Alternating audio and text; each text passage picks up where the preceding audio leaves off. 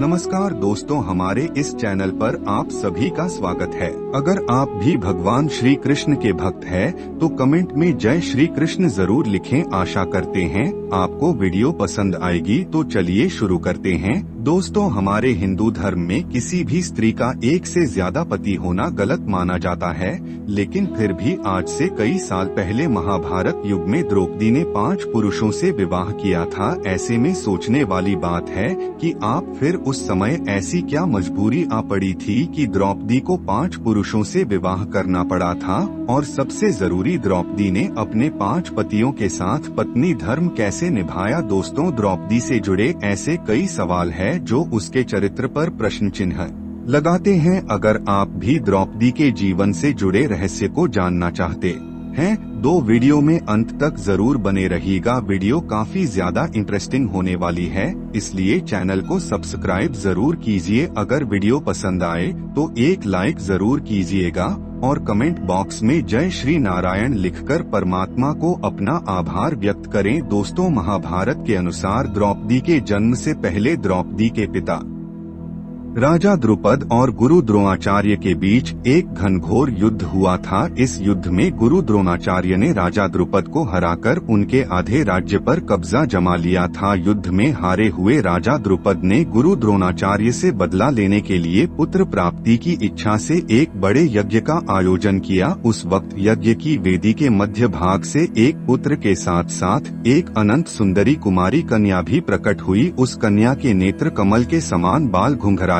और उसका रंग सांवला था। ब्राह्मणों ने जब उस दिव्य कन्या को देखा तो उन्होंने कहा, यह कन्या रूपवान होने के साथ साथ कृष्ण की है, इसलिए उसका नाम कृष्णा होगा। दोस्तों, द्रौपदी इसलिए भी द्रौपदी कहलाई क्योंकि उसका जन्म राजा द्रुपद की पुत्री के रूप में हुआ था। दोस्तों, राजा द्रुपद के मन में द्रोणाचार्य के प्रति जबरदस्त नफरत की भावना थी और अपनी इन्हीं नफरत के भाव को उन्होंने द्रौपदी के मन में भी बचपन से कूट कूट कर भरी दिया था। द्रौपदी भी राजा द्रुपद की तरह बदले की आग में जल रही थी और मन ही मन ऐसी तरकीब सोचती रहती जिससे वह अपने पिता के अपमान का बदला द्रोणाचार्य से ले सके। लेकिन द्रोणाचार्य हस्तिनापुर राज्य के संरक्षण में थे। द्रोणाचार्य को नीचा दिखाने के लिए राजा द्रुपद को एक शक्तिशाली गठबंधन की आवश्यकता थी। इसलिए जब द्रौपदी विवाह के योग्य हुई तो राजा द्रुपद ने द्रौपदी के स्वयंवर का आयोजन किया। हालांकि कृष्ण जानते थे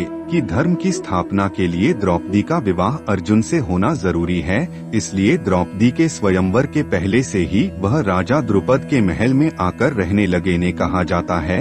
इस दौरान द्रौपदी की भगवान कृष्ण से काफी अच्छी मित्रता हो गई थी, यहाँ तक कि द्रौपदी ने भगवान कृष्ण से विवाह करने की इच्छा भी जाहिर की थी, जिस पर श्री कृष्ण ने यह कहते हुए मना कर दिया था कि वह सिर्फ ऐसी स्त्री से ही विवाह करेंगे जो उनके लक्ष्य के प्रति पूरी तरह समर्पित होगी, यानी धर्म की स्थापना के कार्य में उनका पूरी तरह से साथ दें, कि उस स्त्री की कोई भी सैन्य राजनीतिक मंशा नहीं होनी चाहिए। कहते हैं उस वक्त भगवान श्री कृष्ण ने द्रौपदी को खुश करने के लिए यह भी कहा था कि तुम एक महान स्त्री हो, तुम्हारी जैसी महान तरीके में योग्य नहीं हूँ। दोस्तों, जब द्रौपदी के स्वयंवर का आयोजन हुआ तो उस वक्त 5 पांडव युधिष्ठिर, भीम, अर्जुन, नकुल और सहदेव ब्राह्मण वेश में वनवास काट रहे थे।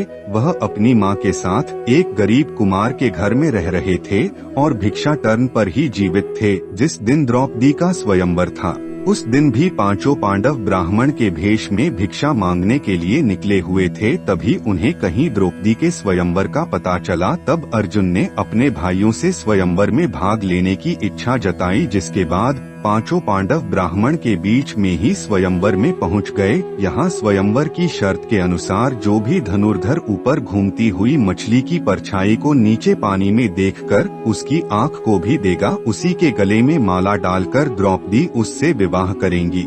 अर्जुन एक श्रेष्ठ धनुर्धर थे, इसीलिए उन्होंने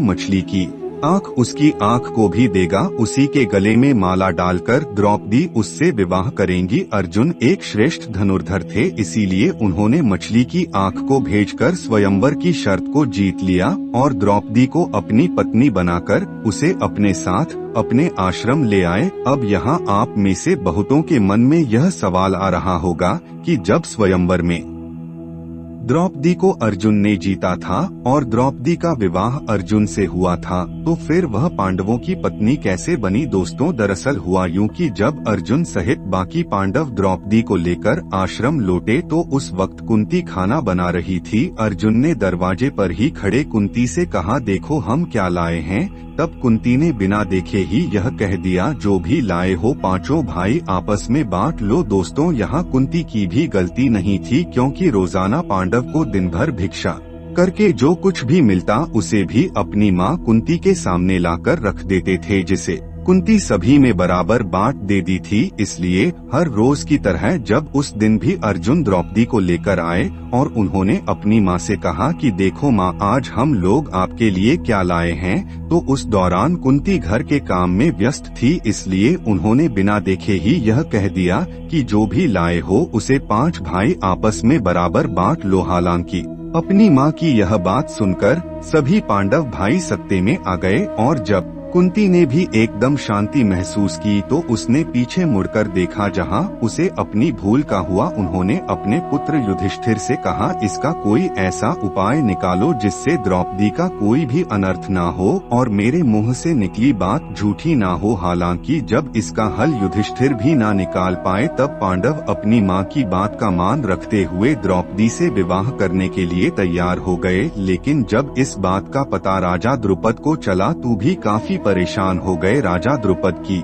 चिंता को दूर करने के लिए महर्षि व्यास ने राजा द्रुपद को द्रौपदी के पूर्व जन्म की कहानी बताई। महर्षि व्यास ने बताया कि द्रौपदी अपने पूर्व जन्म में एक कन्या थी, रूपवती होने के साथ साथ गुणवती और सदारिणी भी थी। लेकिन पूर्व जन्म के कर्मों के कारण द्रौपदी का विवाह नहीं हो पा रहा था, इसलिए द्रौपदी ने भगवान शिव की घोर तपस्या की और इस तपस्या से प्रसन्न होकर शिवजी ने द्रौपदी को मनचाहा वर मांगने के लिए कहा। तब द्रौपदी ने सोचा कि वरदान से उसकी सभी इच्छाएं पूरी नहीं होंगी, इसलिए उसने घुमा फिराकर महादेव से वरदान मांगा। द्रौपदी ने महादेव से कहा, हे प्रभु, मेरा विवाह किसी ऐसे व्यक्ति से हो जो धर्म का सबसे बड़ा ज्यादा हो, जो सबसे अधिक बलवान हो, जो किसी विद्या में कौशल हो, जिसे नक्षत्रों का ज्ञान हो और जो सबसे अधिक सुंदर हो। द्रौपदी ने चालाकी दिखाते हुए यहाँ 5 वरदान को एक वरदान बनाकर मांगा। हालांकि महादेव द्रौपदी के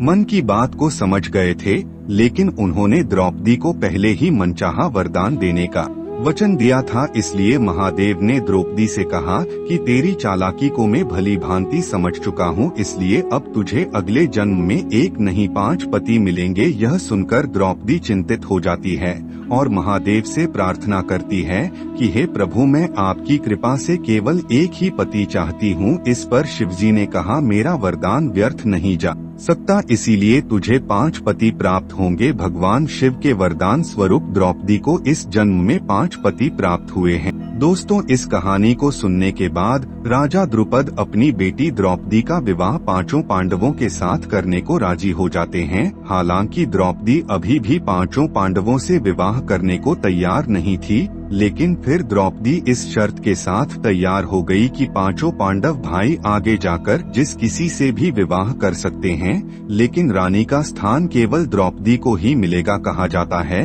कि द्रौपदी के इस शर्त को मानने के लिए पांडव तैयार हो गए थे, जिसके बाद सबसे पहले द्रौपदी का विवाह सबसे बड़े भाई युधिष्ठिर के साथ किया गया और उस रात द्रौपदी ने युधिष्ठिर के साथ अपना पत्नी धर्म निभाया। उसके अगले दिन द्रौपदी का विवाह भीम के साथ हुआ। द्रौपदी ने भीम के साथ अपना पत्नी धर्म निभाया। इस तरह द्रौपदी की शादी बाकी भाइयों से भी की गई और सभी के साथ उसने अपना पत्नी धर्म निभाया। अब यहाँ सोचने वाली बात यह है कि जब द्रौपदी का विवाह सबसे पहले युधिष्ठिर से हुआ और द्रौपदी ने उसके साथ अपना पत्नी धर्म निभाया, तो फिर बाकी पांडव भाइयों के साथ द्रौपदी ने अपना पत्नी धर्म कैसे निभाया? तो दोस्तों, दरअसल द्रौपदी हर बार पति धर्म निभाने में असमर्थ थी, क्योंकि द्रौपदी को महर्षि वेदव्यास से आजीवन कौमार्य यानी कुमार का आशीर्वाद मिला था। चैनल को सब्सक्राइब जरूर कीजिए। अगर वीडियो पसंद आए तो एक लाइक जरूर कीजिएगा। धन्यवाद।